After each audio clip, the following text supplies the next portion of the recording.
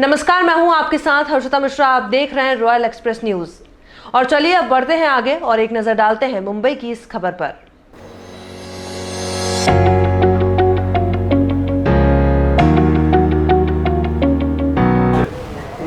आज मैं यहाँ पे अमर लीगल कंसल्टेंसी के ऑफिस पे आया हूँ।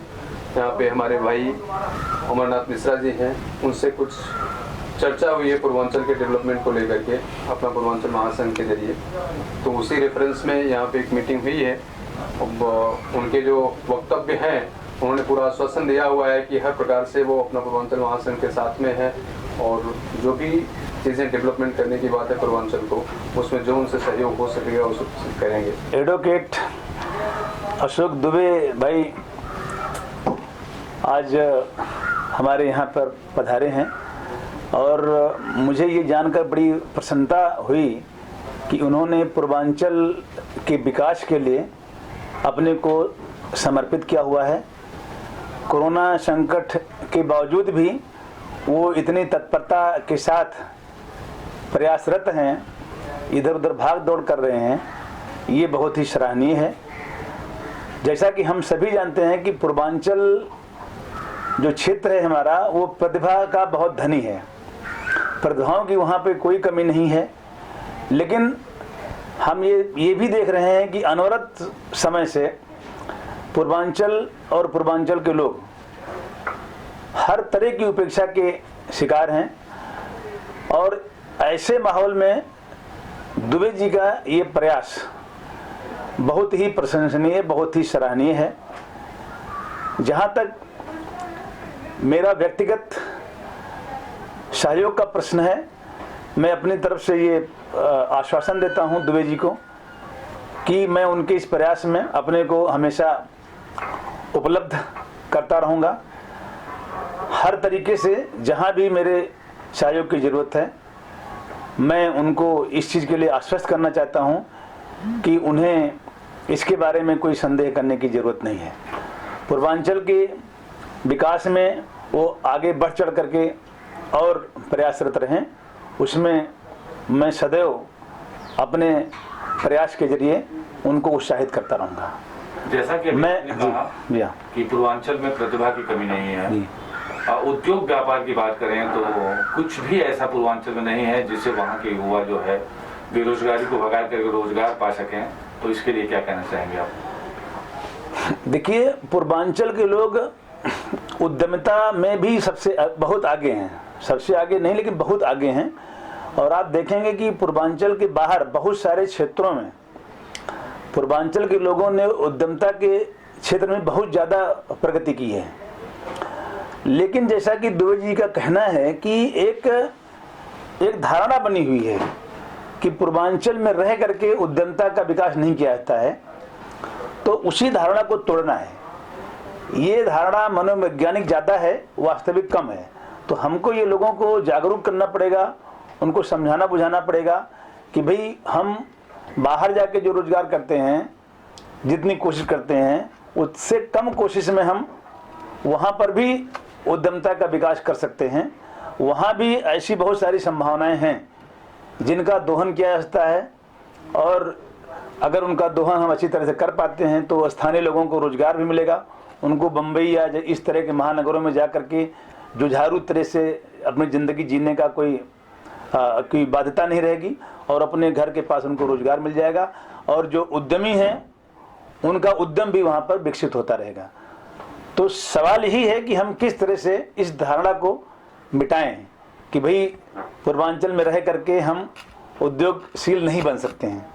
इस धारणा को जो मिटाने के लिए दुबे जी का जो प्रयास है, जो जागरूकता फैलाने की कोशिश है, मैं उसका तहे दिल से समर्थन करता हूं और दुबे जी को शुभकामना देता हूं कि अपने इस प्रशंसनीय काम में वो सफल हों और ज़्यादा से ज़्यादा लोगों का सहयोग लेकर के आगे बढ़ पाएँ।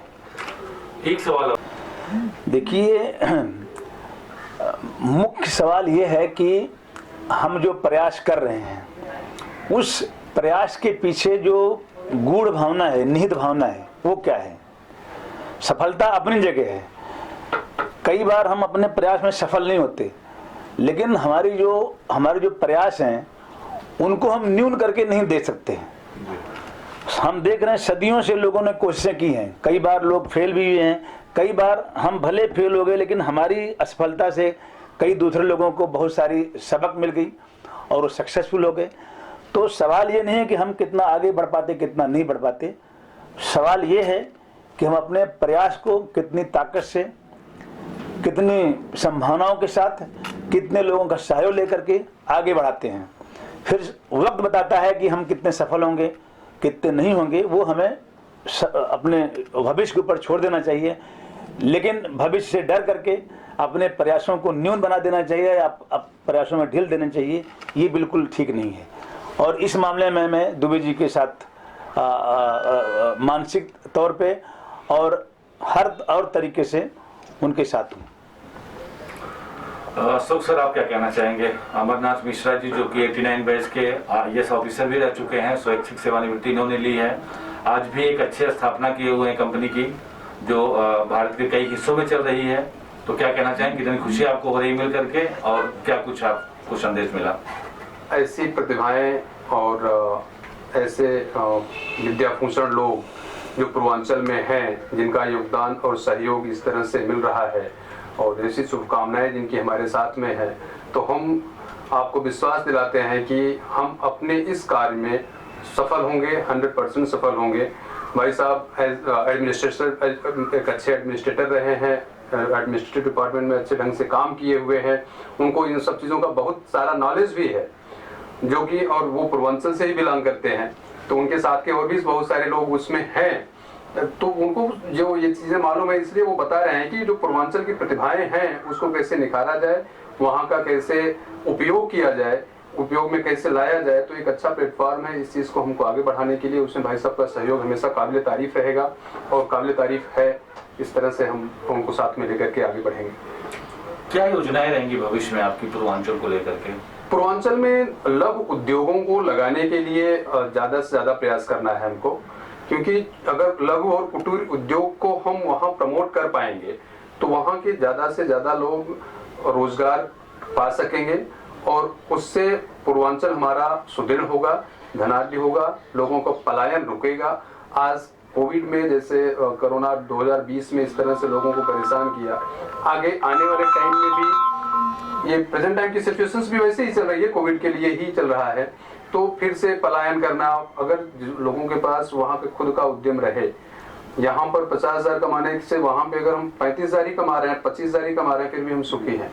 तो ऐसे उद्यम, कुटीर उद्योग अगर हम लगाएंगे, वहाँ कुटीर और लघु उद्योग को प्रमोट करेंगे, तो हमारा विश्वास है 100% हम सक्सेस होंगे वहाँ पर।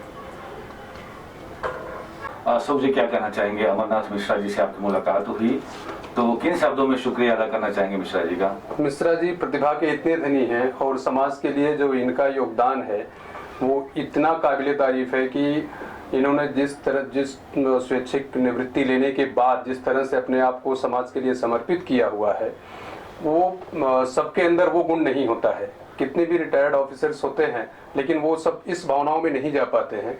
भाई साहब ने जैसे एक GDL के ट्रस्ट का गठन किया, और आपको बताना चाहूँगा कि इन्होंने एक दूसरा बचपन करके, जो कि निरीह लोगों के लिए, जो वृद्धावस्था के लोग हैं, उनको फिर से उस बचपन में जिलाने के लिए जिस तरह से इनका प्रयासरत है, और ये जो गुजरात में इन्होंने चलाया हुआ है, वो संस्थाएं वहाँ से बहुत ज़्यादा अप्रिसिएशंस भी मिल रहा है, वहाँ की गवर्नमेंट भी उनको बहुत ज़्यादा अप्रिसिएट उसके लिए की हुई है। इवन यूपी में सुल्तानपुर में जो इनका एक विकास के लिए चला रहे हैं, उसका खुशहाल भारत करके, अभी भाई साहब ने वहाँ पे एक रोजगार मेला किया हुआ था जिसमें कि 600-650 लोगों को उन्होंने सेलेक्ट करवाया वहाँ पे। तो ये एक पूर्वांचल के लिए बहुत बड़ी उपलब्धि है कि भाई साहब जैसे लोग, अमरनाथ मिश्रा जैसे लोग वहाँ पर चल करके और पहले से इस काम को शुरू किए हुए आज हमारे मतलब संस्था को इस तरह से पूर्ण रूप से अपना शुभाशीर्वाद दे रहे हैं, तो ये हमारे लिए बहुत सौभाग्य की बात है। मैं भाई साहब का बहुत तहे दिल से आभारी हूँ।